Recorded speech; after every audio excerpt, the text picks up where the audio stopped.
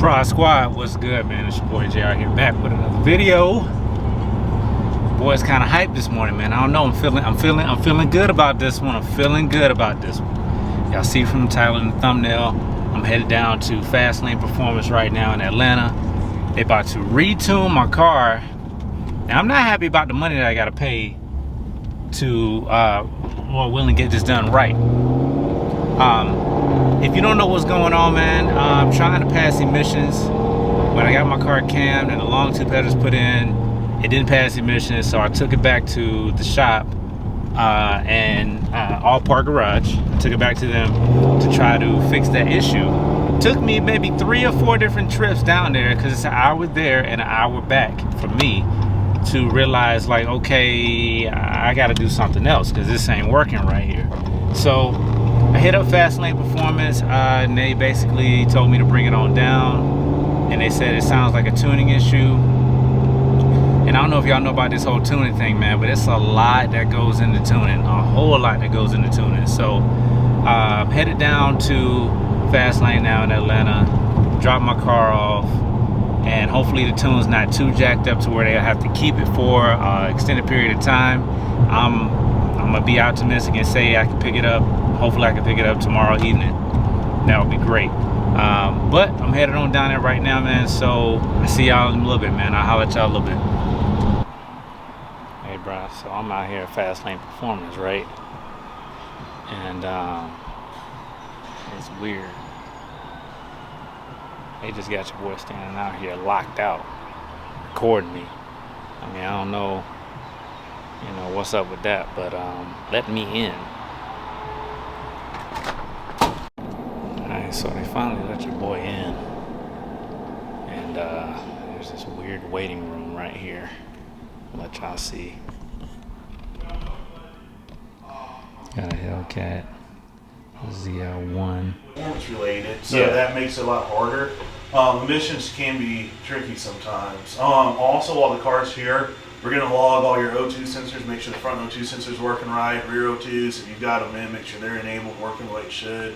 Okay. Because sometimes you might have a weird issue that's throwing, you know, the whole emission side of things out of whack. Right, Yeah. exactly, yeah. Yeah, so we'll look at it and we'll see what's going on with it. But one thing about us, man, we do tons of Chargers, Challengers, tons of Mopar, so we'll be able to figure it out. Okay, so we might be in the game, y'all. They talking about it might only be a couple hours, bruh. So it might not even take a few days. That's where it's at. I'm excited.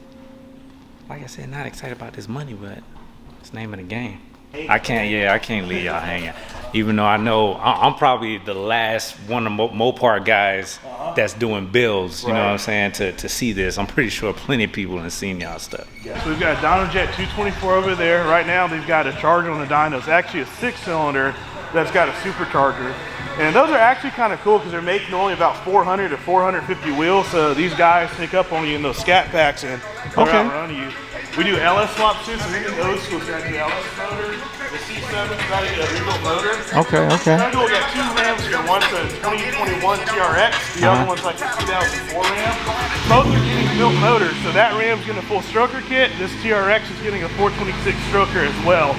Man. So the TRX is having an issue. This truck had light mods done by a previous shop, and he ended up burning through a valve. So some of these piston rings are actually broken. Yeah. And we see that's a common issue with these trucks because they're so big and they weigh so much that motor's under a lot of stress. So we're gonna hook them up with a 426 stroker and some really cool cooling mods, so that is impossible to happen. Okay. We've got a C8 here that's getting a full exhaust system. The red eye's getting a 1200 horsepower package. GT500 is gonna be about 1200 wheel. And then I'll let you go.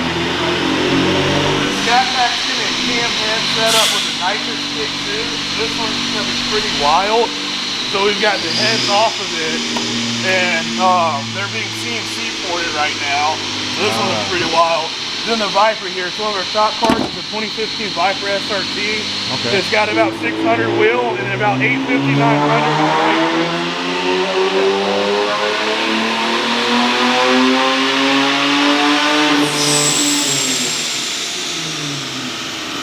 over the summer, we're going to throw boost at it. We're debating between Pro Charger and Twin Turbo, make about 1,1500 wheel. Okay. Pretty wild.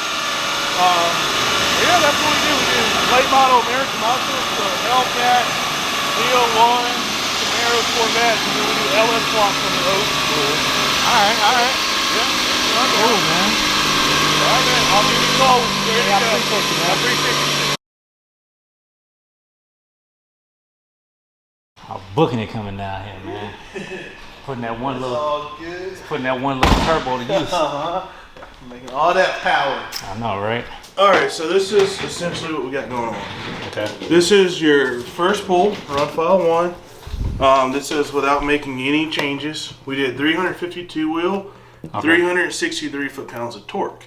So we made some adjustments between timing, fueling, and we ended up doing 400 wheel and 387 foot-pounds of torque. So we picked up about 50 wheel. But here's the interesting part. Okay. At the end of the run, at 6,000, let's say 400-ish RPM, you're at 300 and where are we at? 390, was that 98 horses? Yeah. Well, if you look at your previous run, let's see, horsepower's here. So you're at, what's that, 318 wheel? So you picked up, like, what's that, 70-ish, and then damn exhausted. You picked up about 70 wheel at this point. And then torque as well. If you look at the difference in torque, you're at 328 foot-pounds of torque versus 262. So sometimes people look at just the difference between these numbers, but in reality, there's, that's really where it matters right there. Because you can see before the line's all jaggedy, it's going up and down. Right. And right towards red line, it just falls flat on its face. And the reason why, what we end up doing is fueling. So before,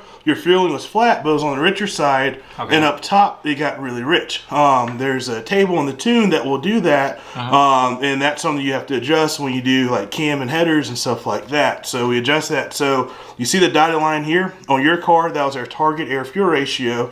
So the blue line is the air-fuel ratio that we just did. So you see how it's completely flat all the way through the run, and it's right on top of our dotted line. The first part of the graph doesn't matter because we call it a sniffer. We have a tool that goes in the exhaust tip, and it takes like half a second or so. Well, I'll tell you half a second. To about half a second or so, it will specifically 200, 300 RPM between when you hit the throttle and when it registers. So this doesn't really matter, but once it's registered, it's right on the dotted line. So when it comes to horsepower, we always kind of simplify it because when you look into all this, it kind of gets a little confusing. So this one's an overlay. The red one was before, the blue was after. So again, you see it's a much prettier graph. And right here, you got 391 wheel versus 287 wheel. So that one you actually picked up at that point, right before the shift point, you picked up about 100 or so wheel. And even before the shift point here, there's it's a pretty big difference. So that's pretty much a rundown on the car. So it's just really adjusting the timing, adjusting the fueling. You gotta be careful with the octane you had in there because some of this was knock retard because it was pulling out timing. So you gotta be really careful on the fuel you get. You want good quality 93 octane in that car.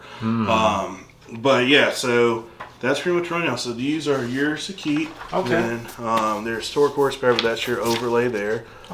And then this one's ours, goes for our records. I didn't get this at the other spot. You didn't? I did not. Do you know how much power to put down on the other spot? I think I got like 364 on wheel torque and 354 with power. Right, and that's about where we are because horsepower here. Your torque before is 360, power is 350. So the baseline you had there is about the same that you have here. So that's pretty good. It's hard to compare dyno and dyno because we can put another dyno jet right beside ours and put your car on the first dyno and then put on the second dyno, and it's going to read slightly different. So it really is more of a tuning tool, just so that way you can actually dial in timing, fueling, stuff like that. So can I safely say I'm doing 400? Yeah, you can all day long. And also, that's another thing. That's just smoothing 5. We always put stuff at smoothing 5. And what that is, smoothing 0, it will show all the spikes and the high points and low points. It reads very rough. So some shops will give you a smoothing 0 graph because normally they'll read slightly higher. I might be able to pull this up depending on if it's off or not. But we always give you smoothing 5. So on smoothing 0, it might have been 405, 406. But on smoothing 5, that always reads the lowest. Same graph, same power, same data, but it will read the lowest. So, but yeah, so on smoothing 0, you're at 402, 388. Smoothing 5, you're at 400, 387. Same pool. It's just, you know, do you want a clean, pretty sheet or do you want the raw data? And with a car that's really loud too, sometimes they get a little twitchy at throughout the run. But yeah, she definitely loud. She loud, man. She's really loud. I'll be first to tell you, I put the headphones on for that. Oh my god! I thought the boiler would kind of dumb it down. Nah, dude, probably woke it up. Yeah. All right, with the fast lane performance, got it tuned. I'd say a little over 24 hours later, check engine light pops on again. P0153 code saying the O2 sensor slow response. So in my mind, I was thinking like, I wonder if these spacers have something to do with it. So what I did when I was at work is I pulled a car in my shop at the job, and I pulled off the spacers. So that was probably about 4 o'clock actually when I did that, and since then I reset the check engine light. It has not come back on yet, and something told me, aside from the fact that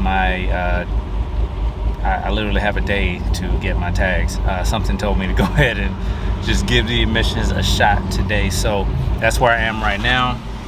I'm at this emissions shop. I know it's kind of blown out, this lens right here. But yeah, so I'm at the emissions shop right now, and I'm about to go on in here and see what they say, man. So I don't know, for some reason I got a really good feeling about it, and I felt like I needed to turn the camera on now just in case the car wanted to, you know, do what got him. Then I mean, at least I would have it on camera. But I'm about to go ahead and do this emissions, man, and I just pray to God that, you know, it passes and everything goes good. That way everything that I've been through will be worthwhile. So y'all stay tuned. Here we go. Let's see if it's gonna pass. Oh Lord. Everything passed, it'll be $20. Everything passed? Yep. Oh, won't he do it? Lord have mercy. Won't he do it?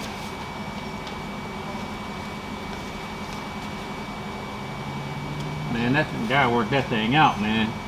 The extension they gave me expires tomorrow. Sheesh. I passed, y'all. I passed, man. Okay. You have a good one, man.